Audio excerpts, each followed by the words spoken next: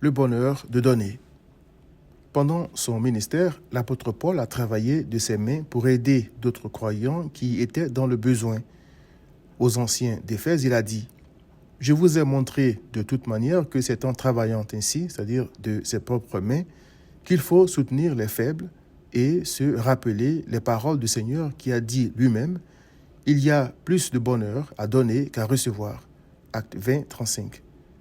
Puisque l'homme ne donne jamais sans rien espérer en retour, ce qui est contraire à la piété, je me suis rendu compte que Paul voulait surtout amener ses croyants à se souvenir de Christ et à le célébrer, lui qui a tout donné et qui donne tout gratuitement.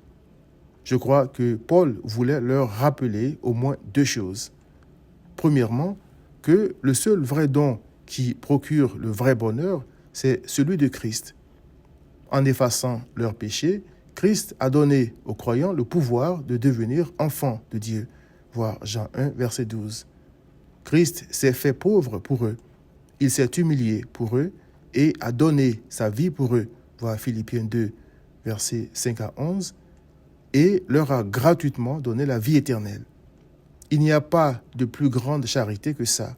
Voir Jean 15, verset 13. Deuxièmement, qu'aucun d'entre eux n'aurait jamais pu boire la coupe de la colère de Dieu contre le péché. Voir Matthieu 26, 39. Il est écrit « Ils ne peuvent se racheter l'un l'autre, ni donner à Dieu le prix du rachat. » Psaume 49, verset 7. Au lieu d'exalter Christ et de se reposer en lui comme Paul, il y a des gens qui croient pouvoir faire mieux que Christ. Quand Paul dit « Soyez mes imitateurs comme je le suis moi-même de Christ », 1 Corinthiens 11, verset 1, je crois que c'est un appel à demeurer en Christ, car c'est uniquement de cette façon que les croyants peuvent porter beaucoup de fruits dont d'autres croyants peuvent bénéficier. Voir Jean 15, verset 5. S'il y a plus de bonheur à donner, c'est que Christ est la source du bonheur.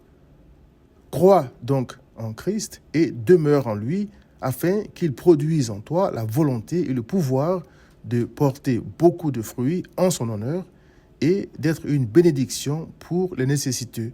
Voir Jean 15, verset 5 et Philippiens 2, verset 13. Viens à Christ.